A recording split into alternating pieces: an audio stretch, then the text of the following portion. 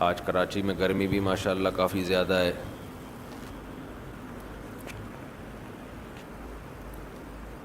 اللہ تعالیٰ اپنی توفیق سے ہمت دے دیتے ہیں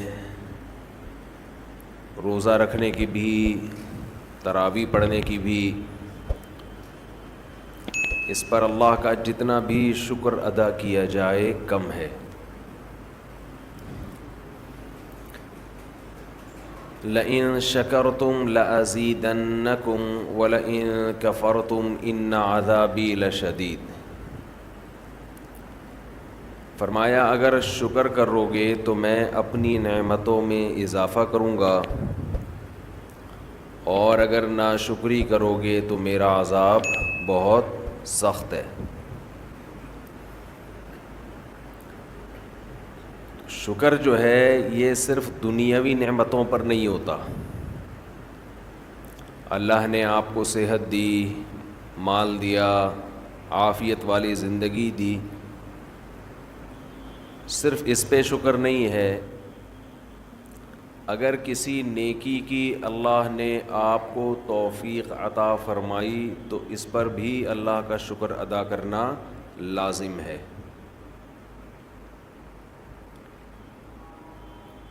رمضان میں سب سے بڑا اللہ کا احسان یہ ہے کہ اللہ آپ کو فرض روزے پورے کرنے کی توفیق دے دے. یہ بہت بڑا انعام ہے.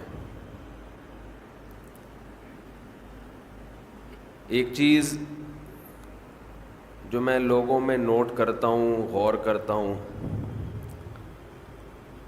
جن لوگوں کو روزے رکھنے کی توفیق ملتی ہے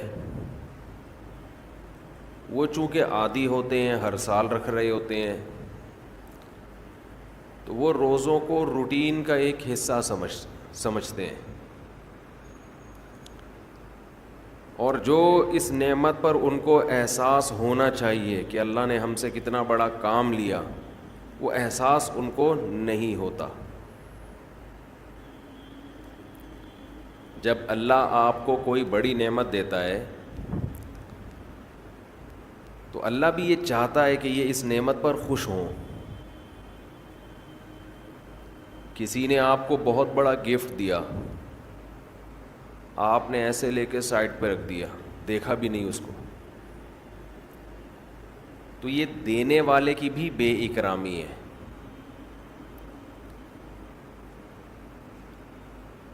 تو جیسے اللہ یہ چاہتے ہیں کہ لوگ گناہوں پہ خوف زدہ ہوں، گناہ کر کے ندامت ہو، جرم کا احساس ہو، اسی طرح اللہ یہ چاہتے ہیں کہ نیکی کر کے ان میں شکر کا جذبہ پیدا ہو، خوشی محسوس ہو. اگر کوئی شخص گناہ کرتا ہے تو جس کا آخرت پر یقین نہیں ہے اسے گناہ کر کے کبھی بھی شرمندگی محسوس نہیں ہوگی، وہ کرتا چلا جائے گا. لیکن اگر آپ گناہ کرنے کے بعد شرم محسوس کرتے ہیں، ندامت ہوتی ہے، تو یہ ایمان کی علامت ہے، آخرت پر یقین کی علامت ہے، اللہ کے وجود کے یقین کی علامت ہے. بالکل اسی طرح اگر نیکی کر کے خوشی محسوس ہوتی ہے تو یہ بھی ایمان کی علامت ہے. خوشی کی یہ بھی آخرت پر یقین کی علامت ہے. اور اس کا ایک دنیا میں فائدہ یہ ہوتا ہے کہ اس سے مزید نیکی کی توفیق ملتی ہے. رمضان میں شیطان ایک دھوکہ یہ دیتا ہے کہ آپ نے اگر روزے رکھے ہیں تو کون سا تیر مار لیا، ساری دنیا روزے رکھ رہی ہے. یہ شیطان کا بہت بڑا حملہ ہے. میرا معاملہ یہ ہے، الحمدللہ ہم سب روزے رکھتے آ رہے ہیں بچپن سے ہی، جب سے بلوغت کی دہلیز پہ قدم رکھا ہمارے گھر میں روزے کا معمول تھا، روزہ چھوڑنے کا تصور نہیں تھا، اب بھی نہیں ہے، پہلے بھی نہیں تھا، تو رکھتے آ رہے ہیں بچپن سے، بلکہ جب بالغ نہیں تھے اس وقت بھی رکھتے تھے، ہمارے بچے اب بھی رکھ لیتے ہیں، تو منع کرنا پڑتا ہے کہ بھائی نہیں رکھو، بچوں کو تو شوق ہوتا ہے کہ رکھنا ہے۔ تو الحمدللہ معمول ہے، لیکن اس کے باوجود میں یہ سوچتا ہوں کہ اے اللہ، میرے جیسے نالائق کو تو نے یہ توفیق دے دی کہ میں رمضان کے روزے رکھ رہا ہوں، یہ تیرا مجھ پہ بہت بڑا احسان ہے۔ انسان یہ سمجھے اپنے بارے میں کہ صرف میں ہی گویا رکھ رہا ہوں، مجھے باقیوں سے غرض نہیں ہے وہ کیا کر رہے ہیں، میرے اوپر تو بڑا احسان ہے اللہ کا۔ ہم تو نالائق ہیں بھائی، عام دنوں میں ایک روزہ رکھنے سے پہلے 10 دفعہ سوچتا ہے انسان کل رکھوں کہ نہیں رکھوں، رکھتا ہے تو ایسا سمجھتا ہے جیسے آج ہم نے بہت بڑا تیر مار لیا کوئی،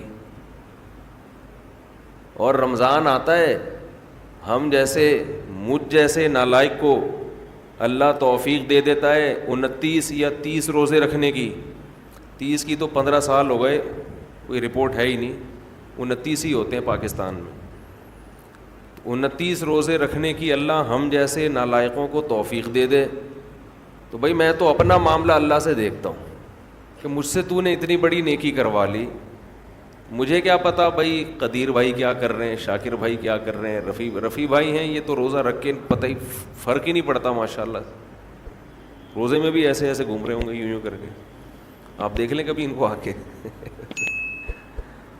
روزہ رکھ کے نا عصر کے وقت سب مرجھائے ہوئے ہوتے ہیں، کراچی میں جیسی گرمی ابھی شروع ہو گئی ہے تو رفیع بھائی نہیں ماشاءاللہ مرجھائے ہوئے ہوتے ہیں، ان کو پتہ نہیں کچھ اللہ نے الگ سے کوئی انرجی دی ہے، رکھتے ہیں، آپ بدگمان نہ ہو بعض دفعہ انسان اتنا فریش ہوتا ہے کہ لوگ سمجھتے ہیں کہ اس کا ہے ہی نہیں، یہ ہمیں یقین ہے کہ رکھتے ہیں۔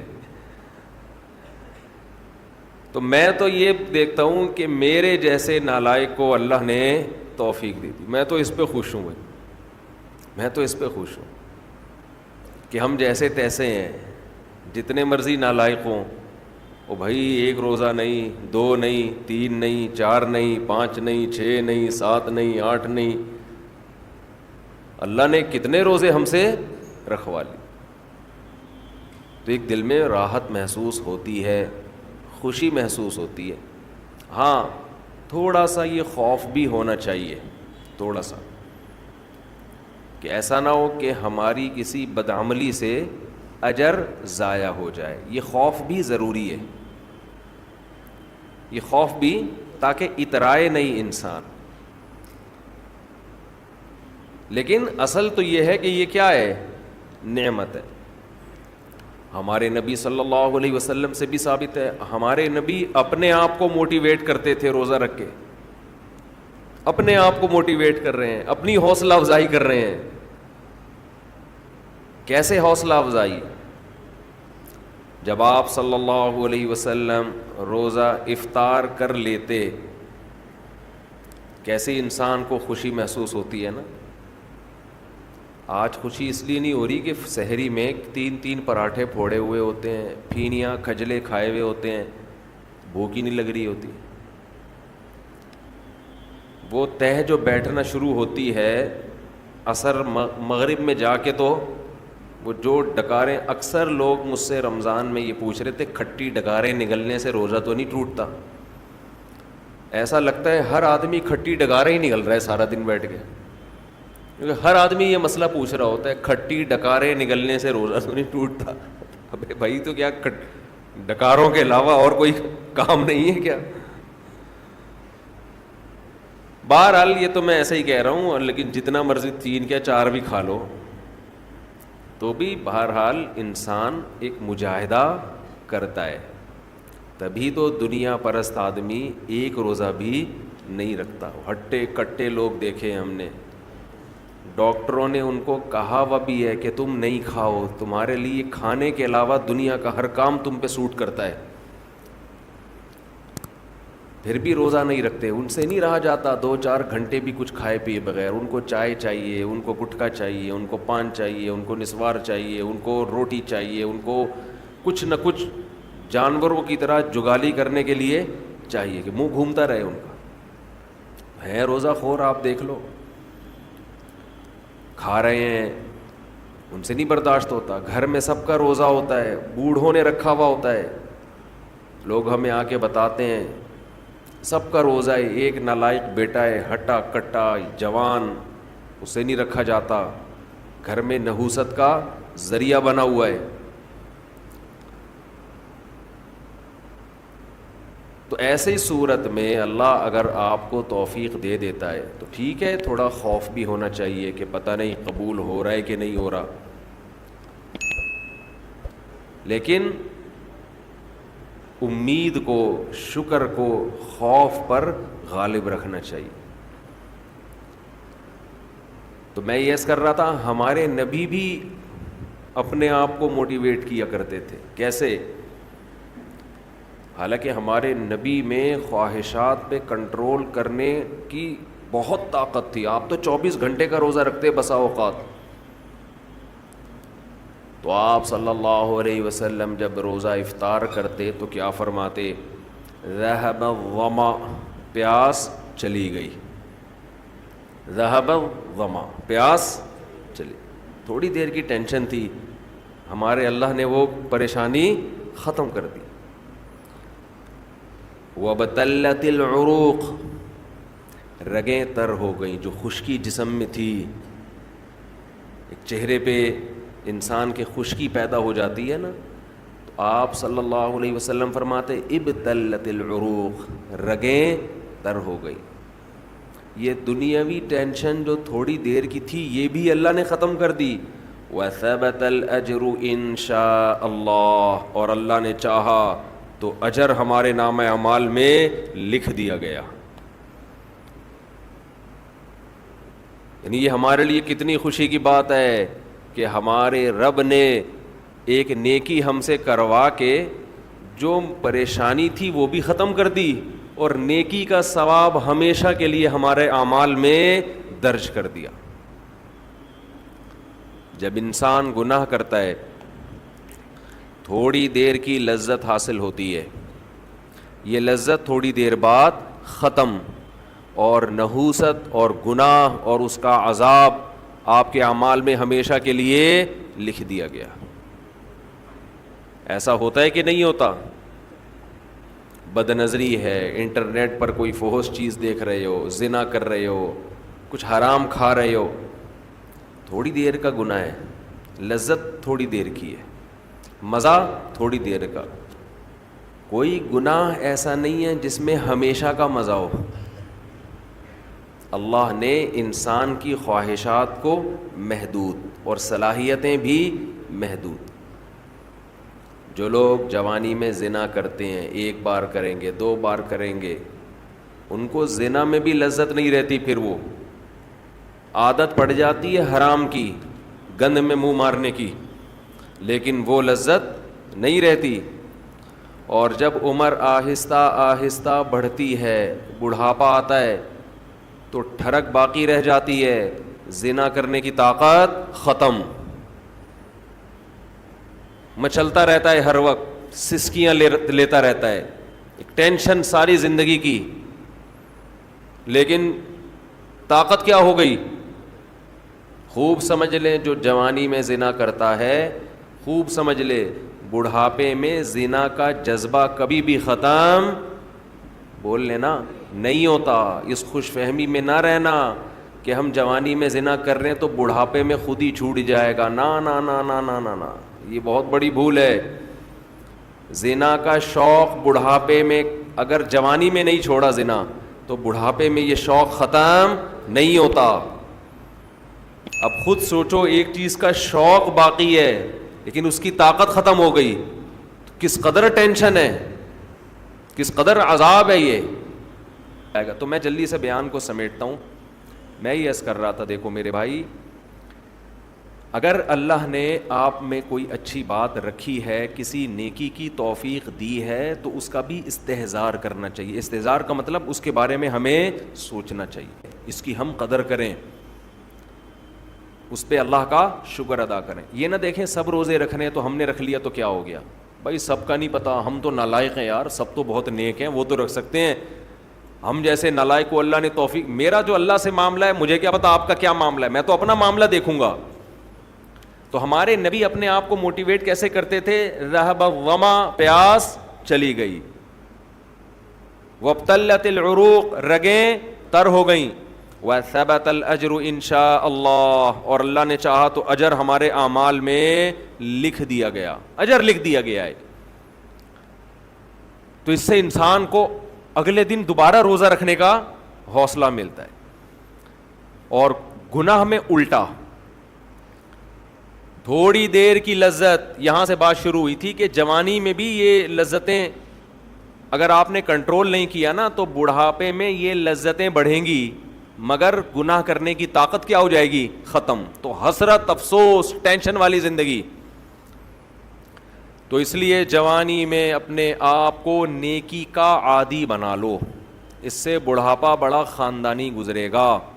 اللہ اللہ کی بڑھاپے میں توفیق ملے گی. جوانی میں تسبیح کی عادت ڈال لو. سمجھتے ہو؟ نہیں آ رہی سمجھ میں؟ جوانی میں کیا عادت ڈال لو؟ تسبیح کی. نبی صلی اللہ علیہ وسلم نے فرمایا، صحیح بخاری کی آخری حدیث، کلیمتان خفیفتان علی اللسان ثقیلتان فی المیزان حبیبتان الی الرحمن سبحان اللہ وبحمدہ سبحان اللہ العظیم. دو کلمات زبان پہ بہت ہلکے، ترازو میں بہت بھاری، اور رحمان کو بہت محبوب. ایک سبحان اللہ وبحمدہ، دوسرا سبحان اللہ العظیم. یہ آپ نے اگر جوانی میں اپنے آپ کو ذکر کا عادی بنا دیا، بڑھاپا بڑا اچھا گزرے گا. ہماری مسجد میں ایک بزرگ ہیں، پابندی سے تراویح پڑھتے ہیں. آج فجر میں پتہ چلا کہ روزانہ 20 پارے تلاوت کا معمول ہے. میرا خیال ہے 70 سال عمر تو ہوگی. 70 سال میں روزانہ کتنے پارے پڑھ رہے ہیں؟ 20. کیا یہ عادت انہوں نے بڑھاپے میں ڈالی ہے؟ بڑھاپے میں اتنی ہمت نہیں ہوتی. یہ عادت کب سے پڑی ہوئی ہوتی ہے؟ جوانی میں روز 20 نہیں پڑھتے ہوں گے، 2 پڑھتے ہوں گے، 3 پڑھتے ہوں گے، لیکن جیسے جیسے عمر بڑھ رہی ہے وہ تعداد کم ہونے کے بجائے، بولو، وہ شوق بڑھتا چلا جا رہا ہے. عین ممکن ہے کچھ دنوں کے بعد یا چند سالوں کے بعد صحت اجازت نہ دے، عین ممکن ہے، لیکن شوق تلاوت کا کم ہونے کے بجائے بڑھے گا. اور اللہ اجر کس پہ لکھے گا؟ شوق پہ. حدیث میں آتا ہے کسی کا کوئی معمول تھا، صحت خراب ہونے کی وجہ سے معمول چھوٹ گیا تو اللہ اس کے اعمال میں وہ نیکی لکھتے رہتے ہیں. جیسے کسی نے ہمیشہ رمضان میں روزے رکھے ہوں، بڑھاپا آ گیا، شوگر، بیماریوں کی وجہ سے روزہ نہیں رکھ پا رہا، تو اب یہ تھوڑی کہ اللہ اس کا اجر ضائع کریں گے. اللہ کہیں گے تو نے ہمیشہ رکھے ہیں، اب مجبور ہے تو میں تیرے اعمال میں روزے لکھتا چلا جاؤں گا میں. تو آج آپ نے اپنے آپ کو میرے بھائی اللہ کا تھوڑا تھوڑا اللہ کا ذکر کی عادت ڈالو. میں نہیں کہہ رہا آپ سے زیادہ نہیں ہوتا تو وحشت نہ تھوڑا کر لو. آج تھوڑا کرو گے، کل اس تھوڑے میں ایسی لذت ہوگی کہ اللہ اس مقدار کو بڑھا دے گا. حدیث میں آتا ہے سبحان اللہ والحمد للہ ولا الہ الا اللہ واللہ اکبر، یہ کلمات احب الی اللہ مما طلعت الشمس او کما قال صلی اللہ علیہ وسلم. سورج جن چیزوں پہ طلوع ہوتا ہے، ظاہر ہے سورج تو پوری دنیا پہ طلوع ہوتا ہے، ان تمام چیزوں میں اللہ کو سب سے زیادہ محبوب یہ کلمات ہیں. اور دیکھو اس میں اللہ کا کوئی فائدہ نہیں ہے، اللہ کی آپ حمد و ثنا کریں، اللہ کا کوئی فائدہ نہیں ہے. اللہ یہ چاہتے ہیں میرے بندے اپنی زبان سے میرا نام لیا کریں. اللہ کو اس بات کی خوشی ہوتی ہے. ہمارے حضرت ایک شعر پڑھا کرتے تھے، یہ جو اہل اللہ ہوتے ہیں نا ان کو ذکر کی بڑی عادت پڑ جاتی ہے. بار بار اللہ کا نام لیتے لیتے نا، شروع میں تو انسان کو عادت نہیں ہوتی، جب نام لیتا ہے بار بار ذکر، تو پھر اس کا ٹائم اللہ کے ذکر کے بغیر پاس نہیں ہوتا، پھر اس کو ایک کمی محسوس ہوتی ہے. کسی کو چائے کی عادت پڑ جائے، چرس کی عادت پڑ جائے، سگریٹ کی عادت پڑ جائے، نہیں ملے تو تڑپتا ہے نا. تو جس کو ذکر کی عادت پڑتی ہے نا، اس کو جب ذکر کا ٹائم نہ ملے تو اس کا دل پریشان ہوتا ہے، اس کو اللہ کے نام میں ایک چسکا آنے لگتا ہے. لیکن یہ پہلے دن نہیں ہوگا، عادت ڈالنی پڑے گی. تو روز آنا اس کا معمول بنا لیں، 100 دفعہ صبح 100 دفعہ شام تسبیح کا معمول بنا لیں. اس سے کیا ہوگا؟ ابھی شاید دل نہ لگے آپ کا، لیکن جیسے جیسے عمر بڑھے گی اللہ کے نام کا چسکا لگنا شروع ہو جائے. بڑھاپا بہت اچھا گزرے گا، اللہ کو یاد کر کے گزرے گا. کھوپڑی شریف میں بات آ رہی ہے کہ نہیں آ رہی؟ اور اگر ہر وقت دنیا کے تذکرے کرتے رہے نا، ہر وقت ویڈیو گیم لے کے بیٹھے ہوئے، پب جی کھیل رہے ہیں، سانپ والا اب تو سانپ والا ختم ہو گیا، اب آ رہا ہے سانپ والا. نوکیا میں آتا تھا، سانپ لمبا ہوتا جا رہا ہے، اس کو پتہ نہیں فضول ٹائم ویسٹ کر رہے ہو. ہم پریشان ہوتے ہیں یار، ہمارے پاس کاموں کو نمٹانے کا ٹائم نہیں ملتا. ہم تو چاہ رہے کاش یہ دن 24 گھنٹے کے بجائے 48 گھنٹے کا ہو جائے. اور لوگ کیا کر رہے ہیں کہ وہ باقاعدہ ارادہ کر کے ضائع کر رہے ہیں ٹائم. ہمارے تو کام نہیں نمٹتے. جب ہم رات کو سونے کے لیے لیٹتے ہیں تو کہتے ہیں یار آج کا دن بھی گزر گیا اور کام ویسے کے ویسے ہی. اور ادھر باقاعدہ ارادہ کر کے جو ہے نا ٹائم ضائع کیا جا رہا ہے کہ چلو ٹائم ویسٹ کرتے ہیں. ایسی چیز میں ٹائم گزر جائے نا جو ذہنی تفریح کا ذریعہ بنے تو بھی ٹھیک ہے. گپ شپ لگا لو دوستوں کے ساتھ بیٹھ کر.